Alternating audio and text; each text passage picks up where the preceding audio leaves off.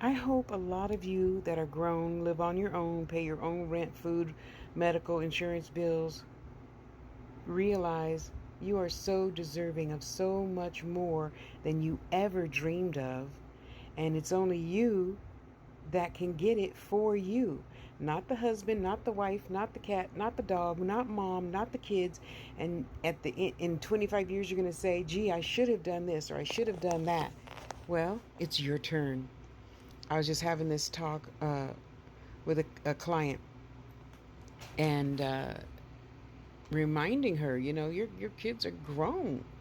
It's just, you and your husband now. You can do whatever you want to do. You don't have to cook for the kids. They 30 years old. They can cook the meal for themselves. They can darn their own socks. They can wash their own drawers. It's your turn to be happy and do the things that bring you joy. If your mate doesn't approve, remind them that that's kindly, of course. That's one of the best characteristics that you love about them. The freedom to be in balance with each other.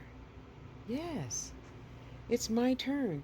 I don't like some things that you don't do. So just love me through, I don't know, my Hello Kitty face. I don't know. But you know what I mean, right? It's your turn to be and do and love you how you want to love you. And the mates can just love you enough to love you through it. My mate probably wouldn't like a bunch of Hello Kitty shit in the bathroom, but he or she would love me through it, because I would gently remind them that that's what love is. Not, get that stupid snake out of the bathroom. I hate snakes. Is it? Well, you knew when you met me, I rescue snakes. So, if you didn't like snakes, you should have not taken me on that second date or something. I don't know. There's always a good, well balanced way to compromise. Now, that goes a little bit differently if you're into BDSM or something like that. And there's people out there that love that. Go find one of those people that like getting spanked. That's not abusive, so don't write to me about that. If you like getting spanked, you need to find somebody that likes spanking your booty. Okay? God didn't put us here just to be with ourselves and only learn from ourselves. That's counterproductive. We all can find some way, shape, or form to be happy. It's just that we get stuck and you put yourself in a box. I don't believe in boxes. I know I am free to do anything and everything I want to do, any morning, noon, or night,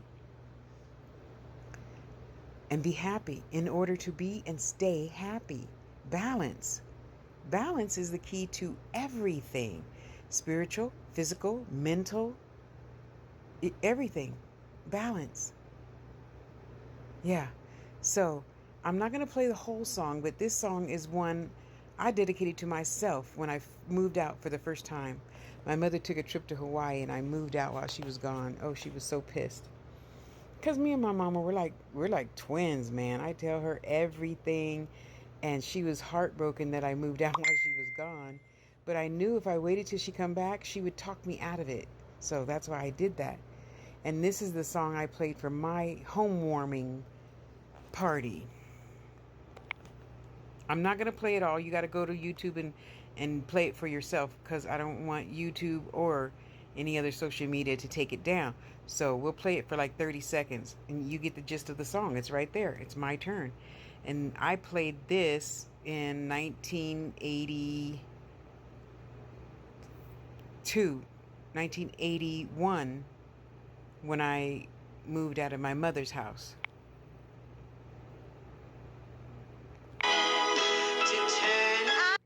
It's my turn with no more room for lies. For years I've seen my life through someone else's eyes, but now it's my turn to. And all the words are so true. We're all so busy living for other people. We don't live for ourselves. We don't allow ourselves to be truly happy because, oh, she won't like this and she won't like that and he won't like this. And you're full grown. You know your husband wants a motorcycle. The kids are grown and out of the house. Buy his ass a damn motorcycle so he could feel good riding with the boys. You know she loves going to get her hair and nails done. Give her $200 so she can go get a mani-pedi and massage and a nice lunch. And just shut the fuck up and love people sometimes how they want to be loved. We all can't be loved how we want to be loved. So therefore we accept love how we get it, because that's how the person can freely give it. And now you've grown, you've been married for 42 years. Give it how the other person wants it. If they do something that you really, really, really don't like, I don't know, porn. Well, at least he or she is watching porn at home with you. You could be crocheting or knitting or whatever, planting new plants. You don't have to pay attention to it, but we could love each other enough to not say no. If it's not costing no money and he or she is doing it under the same roof as you, let them have their damn joy after being married for X amount of years. Whatever, it really don't matter. 1 year, it don't matter. Love unconditional has no conditions. Okay? It might mean some restrictions as far as not paying for it because that's not in the budget or something like that. You know what I mean? There's always a compromise. If you're a church-going person and you think that that's wrong, there still has to be some compromise. Otherwise, why be married? No one's perfect. That's why we have skin. You're not perfect. We all do things other people don't like. Compromise, balance, balance, balance. Okay, honey, if I do this, my thing is yawning while people are talking. I hate that. Because who was the heck like that? I don't speak gibberish. So I have a compromise with me and my sons. Pull the phone away from your mouth if you feel you must do all that yawn talking. Just stop. Pull the phone away. Okay, so and then go on with the conversation. And for them, I try not to get on them about little things like, why did you spend money on that and you know you needed a tune-up for the truck? Compromise. We all can learn to compromise. People that are very religious, a lot of people don't like for you to ask them to go to church. So stop asking them to go to church. They could take it upon themselves to feel comfortable enough with you to just go to church. I find that's one thing a lot of people don't like in life. Or, people who bring up the Lord every 2 minutes. And yeah, I do say thank God for a lot of shit, because I do thank God for a lot of shit. But I'm not, telling you to quote scripture and all that stuff. You could do that on your own. You're full grown. In the meantime, I do that in my head. I don't need to say, oh yeah, John this and Luke this. And I do that in my head to myself. Because if you wanted to know, you could Google that shit. Okay? So it's your turn. What are you going to do? Have you updated your treasure map, prayer board, whatever? Vision board? Why not? Update it. Especially all you retired people. Update your vision board to what you want.